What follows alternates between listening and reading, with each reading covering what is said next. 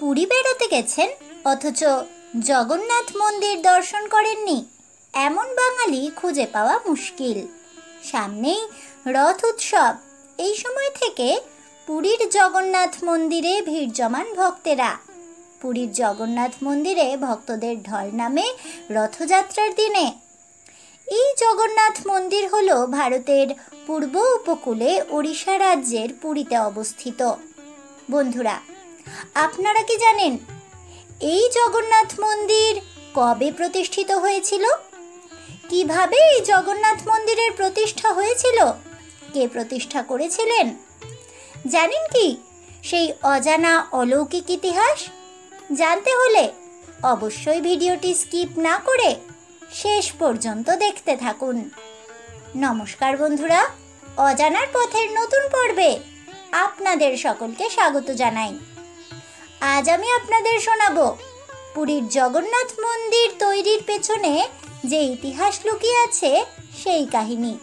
তাহলে শুনতে থাকুন বন্ধুরা। পুরীর জগন্নাথ মন্দির হলো একটি গুরুত্বপূর্ণ হিন্দু মন্দির, যা কিনা ঈশ্বর ভগবান শ্রীবিষ্ণুর একটি রূপ জগন্নাথ দেবকে উৎসর্গ করা হয়েছে।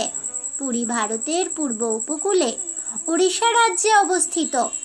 অবন্তীর সোমবংশ রাজা ইন্দ্রদ্যুম্ন পুরীতে ভগবান জগন্নাথ দেবের প্রধান মন্দির নির্মাণ করেছেন। বর্তমান মন্দিরটি দশম শতকের পর থেকে পূর্ব গঙ্গা রাজবংশের প্রথম রাজা অনন্তবর্মন চোদাগঙ্গার দ্বারা পুনর্নির্মিত শুরু হয়েছিল। এই মন্দিরটি একটি বিখ্যাত হিন্দু তীর্থক্ষেত্র, বিশেষ করে শ্রী বিষ্ণু ও কৃষ্ণ উপাসকদের নিকট। এটি চার ধামের অন্যতম, যেখানে সকল ধার্মিক হিন্দুদের জীবনে অন্তত একবার না একবার যেতে চান।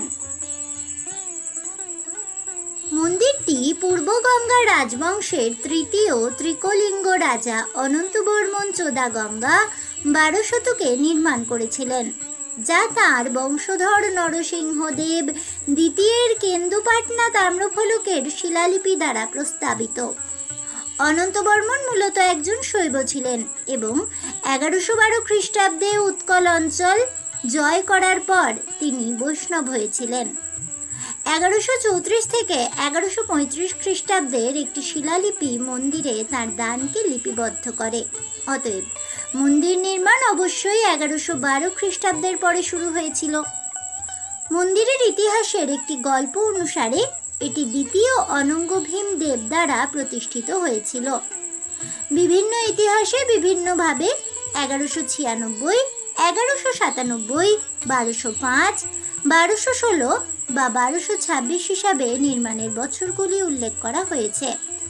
এটি থেকে বোঝা যায় যে মন্দিরের নির্মাণ সম্পন্ন হয়েছিল বা মন্দিরটি সংস্কার করা হয়েছিল অনন্তবর্মনের পুত্র অনঙ্গ ভীমার রাজত্বকালে।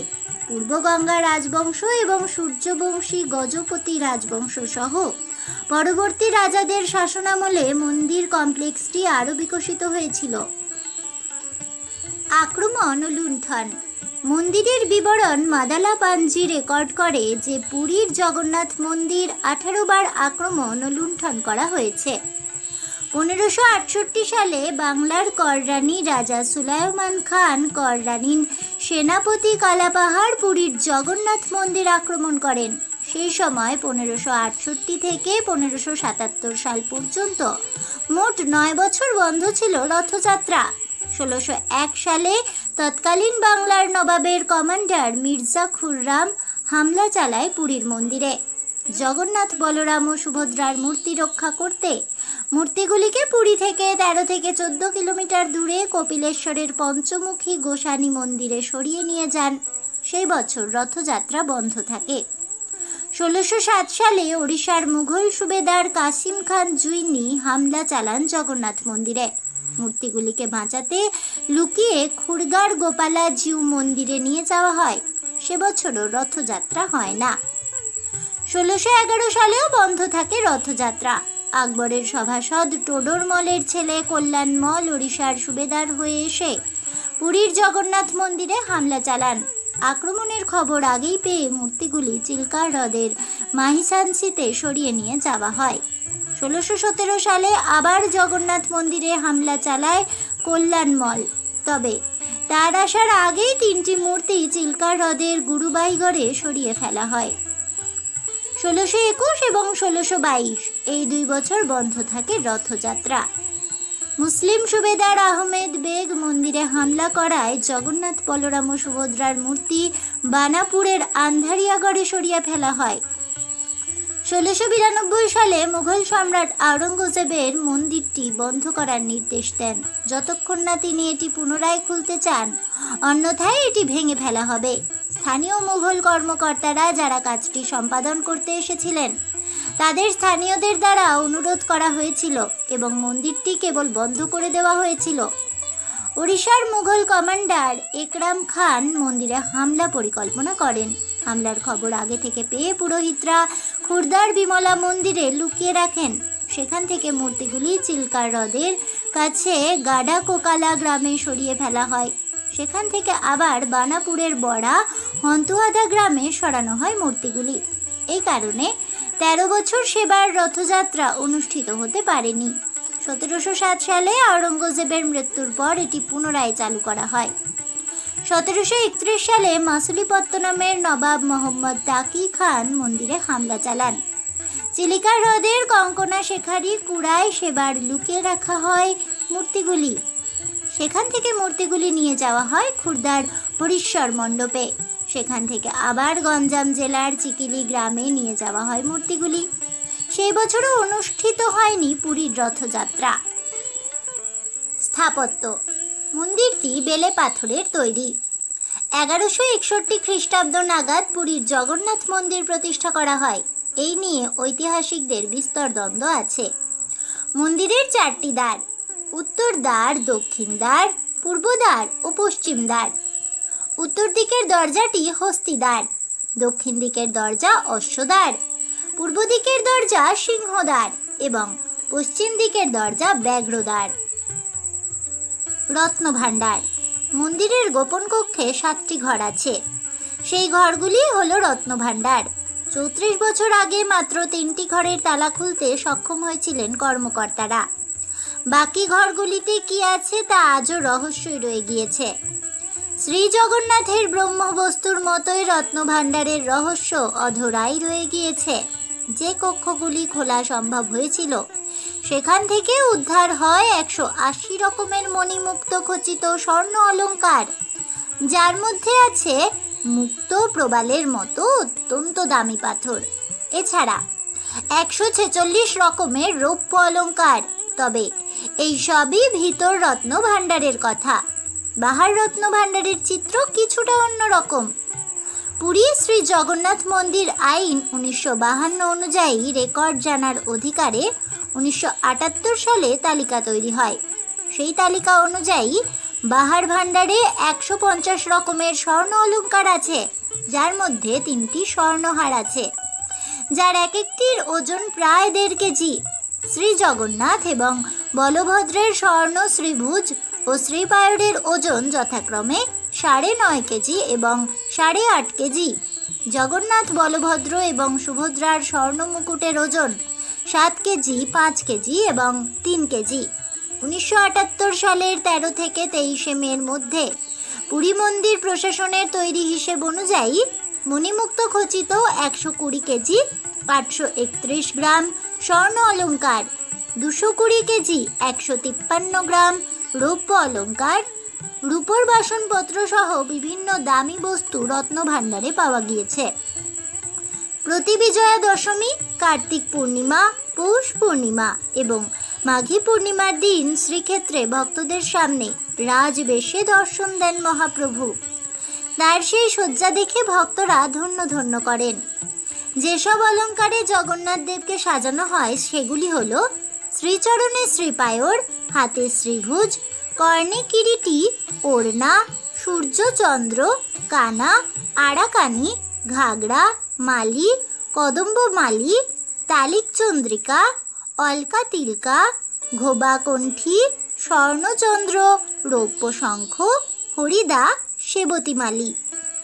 দাদা বলভদ্রের অঙ্গে থাকে শ্রীপায়র, শ্রীভুজ, শ্রীকিরীটি, অধ্যয়নী কুণ্ডর, সূর্যচন্দ্র, আরাকানি, কদম্বমালী, তিলক চন্দ্রিকা, হল, মুসল, বহরামালী। সুভদ্রার অঙ্গে থাকে শ্রীপায়র, শ্রীভুজ, কিরিটি, ওড়নামালী, ঘাগরামালী, কানামালী, সূর্যচন্দ্র, আদাকানি, সেবতীমালী, তরাগী ইত্যাদি। মন্দিরের ত্রয়ী দেবতা। জগন্নাথ, বলরাম এবং সুভদ্রা মন্দিরে পূজিত দেবতাদের মধ্যে প্রধান। মন্দিরের অভ্যন্তরে গর্ভগৃহের মধ্যে সুদর্শন চক্র, মদনমোহন, শ্রীদেবী এবং বিশ্বধাত্রীর মূর্তি সহ রত্নবেদী বা রত্নবেদীতে উপবিষ্ট এই 3 দেবতার মূর্তি খোদাই করা আছে, যা কিনা নিম কাঠের তৈরি। ঋতু অনুসারে দেবতাদের বিভিন্ন বস্ত্র রত্ন দ্বারা শোভিত করা হয়। এই দেবতাদের উপাসনা মন্দির নির্মাণের পূর্ববর্তী এবং একটি প্রাচীন মন্দির নির্মাণ থেকে উদ্ভূত হতে পারে। কিংবদন্তি অনুসারে প্রথম জগন্নাথ মন্দিরটি রাজা ইন্দ্রদ্যুম্ন ভরত সুনন্দের পুত্র এবং মহাভারত পুরাণে উল্লিখিত মালব রাজা দ্বারা নির্মিত হয়েছিল। স্কন্দ পুরাণ, ব্রহ্মপুরাণ এবং অন্যান্য পুরাণের পাওয়া পৌরাণিক বিবরণ এবং পরবর্তীকালে ওড়িয়া গ্রন্থে বলা হয়েছে যে ভগবান জগন্নাথকে মূলত বিশ্ববাসু নামে একজন শবরের রাজা ভগবান নীলমাধব হিসাবে পূজা করেছিলেন। দেবতার কথা শুনে রাজা ইন্দ্রদ্যুম্ন একজন ব্রাহ্মণ পুরোহিত বিদ্যাপতিকে পাঠালেন সেই দেবতাকে খুঁজে বের করার জন্য, যাকে বিশ্বাবাসু গোপনে একটি ঘন জঙ্গলে পূজা করতেন। বিদ্যাপতি অনেক চেষ্টা করেও জায়গা পেলেন না, কিন্তু শেষ পর্যন্ত তিনি বিশ্বাবাসুর কন্যা ললিতাকে বিয়ে করতে সক্ষম হন। বিদ্যাপতির বারবার অনুরোধে বিশ্বাবাসু তার জামাতাকে একটি গুহায় তালাবদ্ধ করে রেখেছিলেন, যেখানে ভগবান নীলমাধবের পূজা করা হয়েছিল। বিদ্যাপতি অত্যন্ত বুদ্ধিমান ছিলেন। পথে তিনি সরিষার বীজ মাটিতে ফেলে দেন। কয়েকদিন পর বীজ অঙ্কুরিত হয়, যা তাদের পরে গুহাটি শনাক্ত করতে সাহায্য করেছিল। তাদের কথা শুনে রাজা ইন্দ্রদ্যুম্ন অবিলম্বে দেবতাকে দেখতে ও পূজা করার জন্য ওড্রদেশ অর্থাৎ ওড়িশায় তীর্থযাত্রায় চলে যান, কিন্তু এখানে দেবতারা অদৃশ্য হয়েছিল। ফলে রাজা হতাশ হলেন। এই সময় দেবতারা বালিতে লুকিয়েছিলেন। রাজা দেবতাকে না দেখে ফিরে আসার জন্য দৃঢ় সংকল্পবদ্ধ হয়ে নীল পর্বতে আমরণ অনশনে গেলেন। তখন একটি ঐশ্বরিক কণ্ঠস্বর শুনতে পান, তুমি তাকে দেখতে পাবে। এরপরে রাজা একটি ঘোড়া উৎসর্গ করেন এবং বিষ্ণুর জন্য একটি মন্দির তৈরি করেন। মন্দিরে নারদের আনা নরসিংহ মূর্তি স্থাপন করা হয়। ঘুমের মধ্যে স্বপ্নে রাজা জগন্নাথ দেবের দর্শন পান। একই সময়ে একটি সূক্ষ্ম কণ্ঠ তাদেরকে সমুদ্রের ধারে একটি সুগন্ধি গাছ পেতে এবং তা থেকে মূর্তি তৈরি করতে নির্দেশ দেয়। সেই অনুযায়ী রাজা জগন্নাথ বলরামের পূজা শুরু করলেন। মন্দিরের উৎপত্তি ঘিরে কিংবদন্তি। ভগবান জগন্নাথ মন্দিরের উৎপত্তি সম্পর্কিত ঐতিহ্যগত কাহিনী হলো যে জগন্নাথের আদি মূর্তি শ্রীবিষ্ণুর একটি রূপ। এখানে ত্রেতার শেষে সমুদ্র তীরে একটি বট গাছের কাছে একটি ইন্দ্রনীল মণি বা নীল রঙের আকারে আবির্ভূত হয়েছিল। এটি এতটাই চমকপ্রদ ছিল যে এটি তাৎক্ষণিক পরিত্রাণ প্রদান করতে পারে। তাই ভগবান ধর্ম বা যম এটিকে পৃথিবীতে লুকিয়ে রাখতে চেয়েছিলেন এবং তা সফল হন। দাপর যুগে মালওয়ার রাজা ইন্দ্রদ্যুম্ন সেই রহস্যময় মূর্তিটি খুঁজে পেতে চেয়েছিলেন এবং তা করতে তিনি তার লক্ষ্য অর্জনের জন্য কঠোর তপস্যা করেছিলেন। শ্রীবিষ্ণু তখন তাকে পুরী সমুদ্র সৈকতে যেতে এবং তার গুপ্তস্থান থেকে প্রতিমূর্তি তৈরি করার জন্য একটি ভাসমান কাঠ খুঁজে বের করার নির্দেশ দেন। রাজা একটা কাঠের সন্ধান পেলেন। তিনি একটি যজ্ঞ করেছিলেন, যেখান থেকে ভগবান যজ্ঞ নৃসিংহ আবির্ভূত হন এবং নির্দেশ দেন যে নারায়ণকে 4 গুণ সম্প্রসারণ হিসাবে তৈরি করা উচিত, যেমন বাসুদেবের রূপে পরমাত্মা, সংকর্ষণ হিসাবে তার বুদ্ধ, সুভদ্রা হিসাবে যোগমায়া এবং আমার মধ্যে তার বিচ্ছেদ হিসাবে সুদর্শনা। বিশ্বকর্মা একজন কারিগর হিসাবে আবির্ভূত হন এবং কাঠ দিয়ে জগন্নাথ, বলরাম ও সুভদ্রার মূর্তিটি তৈরি করেন। আলোয় উজ্জ্বল এই কাঠের গুচ্ছ যখন সমুদ্রে ভাসতে দেখা গেল, নারদ রাজাকে তা থেকে 3টি মূর্তি তৈরি করে একটি মণ্ডপে বসাতে বললেন। ইন্দ্রদুম্ন দেবতাদের স্থপতি বিশ্বকর্মাকে মূর্তিগুলি রাখার জন্য একটি দুর্দান্ত মন্দির তৈরি করতে বলেছিলেন এবং শ্রী বিষ্ণু নিজেই ছুতরের ছদ্মবেশে মূর্তিগুলি তৈরি করতে রাজি হন, এই শর্তে যে তিনি কাজটি শেষ না করা পর্যন্ত প্রকাশ্যে আসবেন না। কিন্তু 2 সপ্তাহ পর রানী খুব চিন্তিত হয়ে পড়লেন। মন্দির থেকে কোনো শব্দ না আসায় তিনি ছুতরকে মৃত ভেবেছিলেন, তাই তিনি দরজা খুলতেই অনুরোধ করলেন। এইভাবে তিনি কর্মস্থলে বিষ্ণুকে দেখতে গেলেন। পরে বিষ্ণু মূর্তিগুলি অসমাপ্ত রেখে তার কাজ পরিত্যাগ করেন। মূর্তিতে কোনো হাত ছাড়া একটি ঐশ্বরিক কণ্ঠ ইন্দ্রদুম্নকে মন্দিরে তাদেরকে স্থাপন করতে অনুমতি দিলেন। এটিও ব্যাপকভাবে বিশ্বাস করা হয় যে মূর্তিটি হাতবিহীন হওয়া সত্ত্বেও এটি বিশ্বকে দেখতে এবং অধিকার করতে পারে। মন্দিরের গঠন। বিশাল এই মন্দির কমপ্লেক্সটি 400,000 বর্গফুটের বেশি এলাকা জুড়ে রয়েছে এবং এটি একটি উচ্চ দুর্গ প্রাচীর দ্বারা বেষ্টিত। এই 20 ফুট উঁচু প্রাচীরটি মেঘনাদ পাচেরি নামে পরিচিত। মূল মন্দিরকে ঘিরে আরেকটি প্রাচীর কুর্মা বেদা নামে পরিচিত। এতে অন্তত 120টি মন্দির ও উপাসনালয় রয়েছে। এর ভাস্কর্য সমৃদ্ধি এবং মন্দির স্থাপত্যের ওড়িয়া শৈলীর সঙ্গে এটি ভারতের সবচেয়ে দর্শনীয় স্মৃতিস্তম্ভগুলির মধ্যে একটি। মন্দিরের 4টি ভিন্ন বিভাগীয় কাঠামো রয়েছে, যথা দেউলা বিমান বা গর্ভগৃহ। এখানে 3 দেবতার রত্নবেদিতে মুক্তার সিংহাসন স্থাপন করা। মুখ্যশালা, নাট মন্দির বা জগমোহনা নামেও পরিচিত ভোগমণ্ডপ। প্রধান মন্দিরটি একটি খিলানযুক্ত মন্দির এবং উপরে রয়েছে বিষ্ণুর শ্রীচক্র, যা নীলচক্র নামেও পরিচিত। এটি অষ্টধাতু দিয়ে তৈরি এবং পবিত্র বলেই বিবেচিত হয়। শ্রী জগন্নাথ মন্দিরটি ওড়িশায় বিদ্যমান মন্দিরগুলির মধ্যে সবচেয়ে উঁচু। মন্দিরের চূড়া পাথরের একটি উত্থিত প্ল্যাটফর্মের উপর নির্মিত হয়েছিল এবং অভ্যন্তরীণ গর্ভগৃহ থেকে 214 ফুট উপরে আশেপাশের প্রাকৃতিক দৃশ্যে আধিপত্য বিস্তার করে। আশেপাশের মন্দিরের সোপান এবং সংলগ্ন হলগুলি বা মণ্ডপগুলি পাহাড়ের চূড়ার শৃঙ্গের মতো উপরের দিকে ধাপে ধাপে উঠে এসেছে। মন্দির পরিদর্শন। পুরীর এই জগন্নাথ মন্দিরে অহিন্দুদের প্রবেশ একেবারেই নিষিদ্ধ। যে সকল দর্শনার্থীদের প্রবেশের অনুমতি নেই তারা নিকটবর্তী রঘুনন্দন গ্রন্থাগারের সোপান থেকে মন্দির ও তার প্রাঙ্গণ দেখতে পারেন এবং মন্দিরের প্রধান প্রবেশদ্বারে পরিচিত ভগবান জগন্নাথের প্রতিকৃতিতে শ্রদ্ধা জানাতে পারেন। সকাল 5টা থেকে মধ্যরাত পর্যন্ত মন্দির খোলা থাকে। অন্যান্য অনেক মন্দিরের মতো নয়। ভক্তরা মূর্তিগুলির পিছনে যেতে পারেন। বিশেষ দর্শন বা পরিমণিক দর্শনের সময় ভক্তেরা মূর্তিগুলিতে প্রবেশের জন্য প্রণামী প্রদান করেন। কেবল মেলার সময় সকাল 7টা থেকে 8টায় কোনো প্রণামী ছাড়াই সমস্ত ভক্তকে দেবতার কাছে যেতে দেওয়া হয়। পুরীর জগন্নাথ মন্দিরের রহস্য। পুরীর জগন্নাথ মন্দিরটি রহস্যে মোড়া। 1. মন্দিরের মূল গম্বুজটি প্রায় 45 তলার সমান, যেখানে 1800 বছর ধরে প্রতিদিন ওই গম্বুজের উপরে উঠে নিয়মিত পতাকাটি পরিবর্তন করতে হয়। যদি কোনো কারণে এটি একদিনও পরিবর্তন না করা হয় তাহলে নিয়ম অনুযায়ী মন্দির চত্বর পরবর্তী 18 বছরের জন্য বন্ধ রাখতে হবে। 2. আশ্চর্যজনকভাবে পুরীর জগন্নাথ মন্দিরের এই পতাকাটি সবসময়ই বায়ু প্রবাহের বিপরীত দিকে উঠতে দেখা যায়। এটা কিভাবে সম্ভব তা এখনো অজানা। 3. মন্দিরটির সর্বোচ্চ অংশে সুবিশাল সুদর্শন চক্র রয়েছে। এটির উচ্চতা 20 ফুট এবং ওজন প্রায় 1 টন। শহরের প্রতিটি দিক থেকে এই চক্রটিকে দেখা যায়। ভক্তরা যেখানেই থাকুন না কেন সর্বদা ভগবানের দৃষ্টি রয়েছে ভক্তের ওপর। এই চক্র স্বয়ং ভগবান শ্রীকৃষ্ণের সুদর্শন চক্র বলেই মনে করা হয়। 4.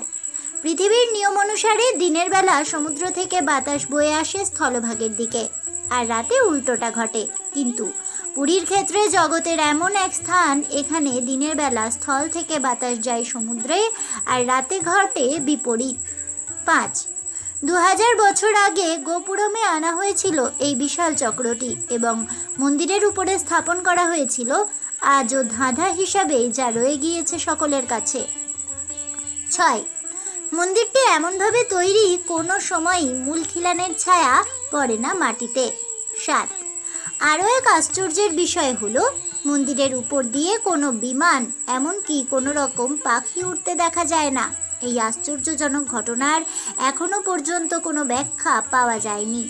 8, মন্দির থেকে সমুদ্রের দূরত্ব বেশি নয়। মন্দিরের সিংহদ্বার অর্থাৎ প্রধান ফটক দিয়ে প্রবেশের আগে পর্যন্ত সমুদ্রের শব্দ শোনা যায়। একবার সিংহদ্বার পেরিয়ে গেলেই আর সমুদ্রের কোনো শব্দ শুনতে পাওয়া যায় না।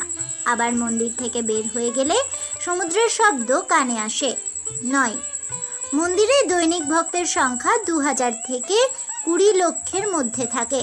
তবে রান্না করা প্রসাদের পরিমাণ বছরে একই থাকে। তা সত্ত্বেও কোনো দিনই প্রসাদ এতটুকু কম পড়ে না বা বেশিও হয় না। কাঠের জ্বালানি ব্যবহার করে মাটির হাঁড়িতে প্রসাদ রান্না করা হয়। অবিকল 7টি হাঁড়ি পরপর একটাতে আরেকটার উপরে রাখা হয়। সবচেয়ে উপরের পাত্রটিতেই রান্না করা হয়। আশ্চর্যজনকভাবে প্রথম পাত্রে যেভাবে রান্না করা হচ্ছে তা অন্য পাত্রগুলিতেও নিজে থেকেই হয়ে যায় বলে শোনা যায়। 10, কথিত আছে নবকলেবরের সময় পুরনো মূর্তিগুলিকে মাটিতে সমাধিস্থ করা হয়। 21 দিন পর মূর্তিগুলি আর দেখা যায় না, নিজে থেকেই ভেঙে যায় এবং অদৃশ্য হয়ে যায়। আজ এ পর্যন্তই। তাহলে বন্ধুরা, রহস্যে মোড়া পুরীর জগন্নাথ মন্দিরের ইতিহাস জানতে পেরে আপনাদের কেমন লাগলো অবশ্যই আমাকে কমেন্টে জানাবেন। ভিডিওটি ভালো লেগে থাকলে লাইক শেয়ার করতে ভুলবেন না। আমার চ্যানেলের নতুন বন্ধু হয়ে থাকলে চ্যানেলটিকে সাবস্ক্রাইব করে দেবেন। পাশে থাকা বেল বাটনটি প্রেস করে রাখবেন নতুন ভিডিওর নোটিফিকেশন পাওয়ার জন্য। দেখা হচ্ছে পরের ভিডিওতে। তাই সকলে ভালো থাকুন, সুস্থ থাকুন আর অবশ্যই সঙ্গে থাকুন আর দেখতে থাকুন অজানার পথে।